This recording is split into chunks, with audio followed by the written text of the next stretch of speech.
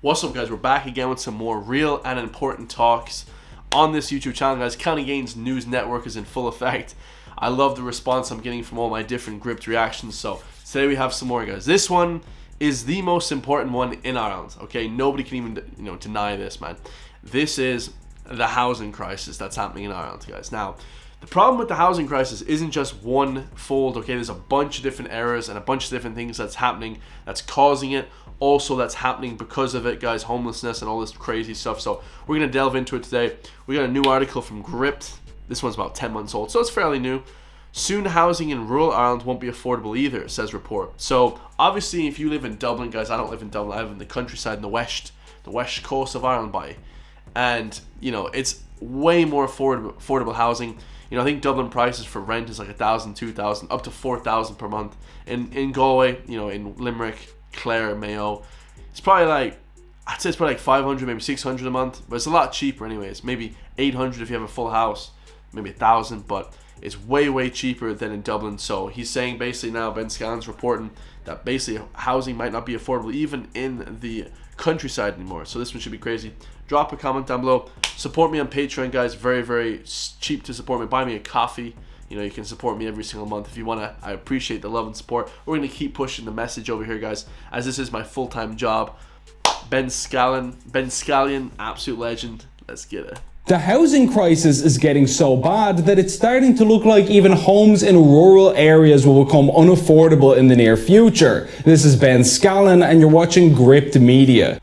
Before we start the video, if you want to support GRIPT on our work, make sure to click like, subscribe and comment, because by liking, commenting and sharing, this channel will get boosted in the algorithm and get seen by more people. And so if you want to see this channel grow, just take 2 seconds right now to like, comment and do your part to support independent journalism. And so with that said, on to the video. Yeah, guys, go over and just support them. Subscribe, like, all that good stuff. Comment as well. Show some love. Let's go. For many young people like me in Ireland, the countryside is seen as an escape route. Everyone knows at this stage that big cities like Dublin are jaw-droppingly expensive from an accommodation perspective, and if you ever want to own your own home and start a family, which many of us do, then you're faced with 3 basic options. 1, get rich or save up for a remarkably long time until you can afford a place in or near the city. That's kind of my goal, guys, because it's just living in the countryside, guys. It's impossible to get, money unless you're doing YouTube, personal training, some sort of business side, right? Business kind of thing, or unless you're hired by one of the big tech companies. But that's pretty rare, guys. You're gonna have to do a business of some sorts to get some sort of substantial wealth to be able to buy your own house, have a nice car, these kind of things. If you don't do that, guys, you're gonna have a tough life, man, for sure. 2, emigrate to another country with a less insane housing market. Or 3, move out to rural Ireland where house prices tend to be significantly more reasonable. And honestly, guys, the emigrate to another country, that's fine, but a lot of Irish people want to live here as well, guys. I want to live here. You know what I mean? So I would love to, get a house here. But the third option, move out to rural Ireland. Guys, I'm in rural Ireland my whole life. It's not that bad, but it's also not amazing, guys. There's no jobs out here. You have to do something either on the internet or move somewhere else. So unless you have money from a job coming in, then moving to rural Ireland is not really an option, right? Thankfully, option 3 is becoming a lot more tenable for young people in recent years, particularly with the advent of remote working and not necessarily having to be right next to your office at all times. So even if you have to have a job in Dublin, you can live in Offaly or Tipperary and benefit from those low prices without being stuck for work opportunities, or at least that's the idea. Anecdotally, on a personal level, I'm 25 and my wife is 24, and we absolutely plan to move to somewhere rural to start our family, and many of our peers are thinking along the same lines. Some have already bought homes out in the sticks and they're happy out. But will this plan be practical for long? Will rural house prices stay affordable, or are they set to go the way of the cities in terms of skyrocketing price? Well, according to one report, things may be on a bad trajectory. As reported by The Independent this week, middle and low earners will be priced out of living in regional towns by 2028. I think it's already happened, guys. I think the prices here are astronomical.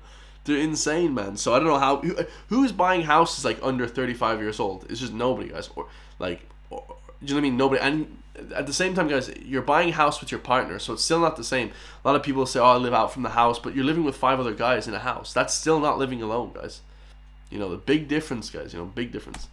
Higher prices, lack of new homes, and exodus of landlords makes a perfect storm.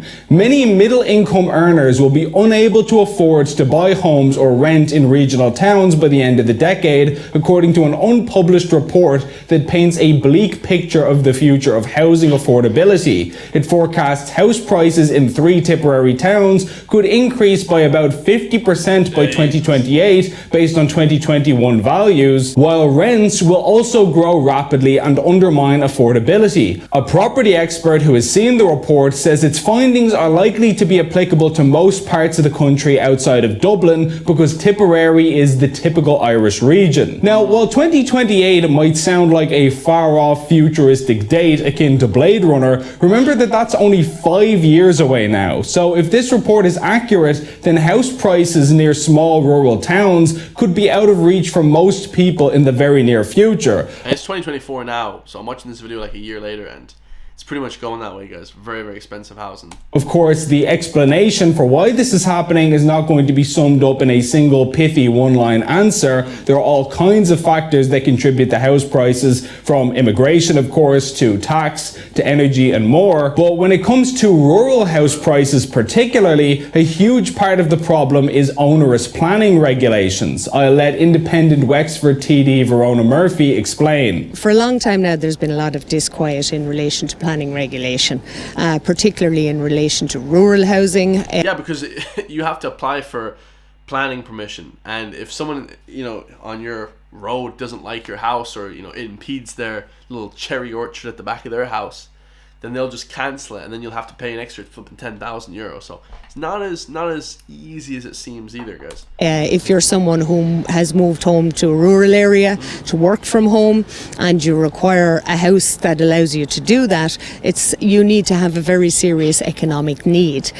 So if you move from Dublin, you work for a multinational, the likelihood is that you won't be given planning. On top of that, we have the National Broadband Plan, which we're being told by one arm of the state is now being rolled out all across rural Ireland in the same way that electricity reached every home, and another arm of the state in the form of housing planning and local government is telling us that we won't be able to build houses to access those services. So if you could maybe explain briefly how you think that this could affect the lives of ordinary people on a day-to-day basis. Well, we have a planning policy that's being put upon us, I suppose, really, that says we must live in urban density areas. And the policy is to build high density, high rise in small urban towns with no rural dwellings. And I think it's wrong to force families into that type of setting where ultimately it ends up with antisocial behaviour because nobody wants to live in that setting. And it's true, guys. It'll be like living in some Eastern European flat or something, apartment building. But a lot of people said like living in the cities are better, but I personally don't find that, guys. I like the countryside. The city is okay too. I believe listen to Mr. AT, won't say his name on this channel, but he was saying recently like a lot of people just move to cities because of women and things like that, men especially. And it's true, guys. You know what I mean? Forget these social norms and move to the countryside, guys. It's better for you. You'll be able to do, better things outside, be healthier. The cities are not that healthy, man, to live in a city. It's too many people, bro. It's too much, like. It's not fair to force them into that setting. So if we get the typology that's envisaged by the planning regulator and the policy that's put forward, all we will have are terraced housing and 1 and 2 bedroom departments, and everybody knows that these densities and these typology of housing do not fit with low income earners. We have seen it all across the world, and as it stands, Merthyr Tydfil, which is a very densely populated high density housing area in Wales, the UK government have asked the Bath Institute to carry out a study as to why we have such low incomes, low levels of education in these areas, and I think that's what we need to look at. Ultimately, we have a Dublin central government, and we have had, particularly in the last election, and I think that's why rural TDs, particularly independent TDs, evolved so well in the election. Yeah, because I think it was something like Dublin gets 90% of the GDP or whatever, the money earned for the whole country. 90%, and then the rest of the 10% is spread around to 25 other counties. Like, that's wild. We have many of our ministers are Dublin-centric, and therefore our policy is Dublin-centric, and they simply do not understand rural Ireland. Yeah. You will have heard Deputy Danny Healy-Rae say that the planning regulator, he didn't know who he was, but he certainly felt he didn't know, the planning regulator didn't know Kerry. And I think that is part of the rural urban divide here. As a politician, I would certainly be in favour of balanced regional rural development, and we're not getting that from a Dublin-centric government because they simply don't understand how we want to live in rural Ireland. So in short, to sum up, planning permission is only really given for high-density urban dwellings, even in rural towns, so everyone needs to end up packed together like sardines. This is the vision that planning regulators apparently have for rural Ireland. This is pure speculation on my part, but one wonders, does this have anything to do with the green climate agenda? Because of course, if everyone is packed in on top of each other in a town, then they don't have to drive as far as if they lived out in some cottage in the middle of nowhere. So it seems plausible that... Yeah, no driving, no cars anymore, guys. Yeah. Can you believe that? It's unbelievable. Central planners in Dublin want the whole countryside to be as packed as closely together as possible, thus creating this problem. And Murphy added that this would lead to a devastation of rural communities as a whole. The reality is that we're going to continue to see a demise of rural Ireland. We will end up with nobody in our rural schools. We will see GAA teams not being able to be fielded because nobody lives there. It's true, guys. It'll go back to the 1847 English colony. That's all happened. And the ghettoisation of our towns and small towns. Ghettoisation. Is that even a word? That's crazy. Yeah, they'll definitely make, they'll be like an inner city. It'll be like the flippin' those movies and stuff where like there's like really impoverished people in the inner city, but it'll be like tenfold the amount of people, you know? In rural areas. In the same vein, independent Offaly TD Carol Nolan previously hit out at On Board Planala for its agonisingly slow planning and appeals process, which she said left many people in a state of limbo, unable to build their own homes. She said that the problem showed a dysfunction at the heart of Irish planning law, and we know that planning rules are stricter now than they were in years past. Yeah, this is why everyone nowadays is kind of like turning conservative, not even for the economic, not even for the social policies, but for the economic policies. A lot of less red tape, a lot of less taxes, and also planning permission is a lot easier to get under a conservative kind of rule, guys. So fundamentally, rural house prices are rising because there aren't enough houses to keep up with demand. And there aren't enough houses because planning authorities are over-regulating the market and only allowing certain types of houses to be built in certain areas, all because of some long-term social engineering goal that they have to make towns and cities and villages to their liking ideologically. There's also... That's such a weird thinking, guys. Explains why if you wander around in some places like Donegal, as I did recently, you'll see streets full of unused derelict buildings that people could hypothetically live in, but which are sitting idle and dilapidated instead, which is actually amazing because the demand for housing is so high in Ireland. In theory, it should be a great financial opportunity to build houses. Yeah, true, and Donegal is beautiful, guys. You could live anywhere in Ireland. West Cork, let me think. Yeah, Donegal, West Donegal, like there's so many places that you could live but that are rural, but people just won't do that because of the flipping how expensive it's getting, and they should be a lot cheaper, but hey.